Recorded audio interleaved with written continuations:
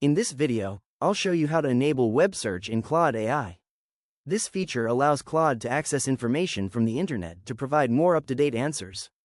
To begin, I'll make sure I'm already logged into my Claude account and on the main Claude screen.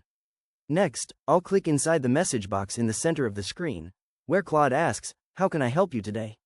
Now I'll click the plus icon on the left side of the message box to open the Tools menu.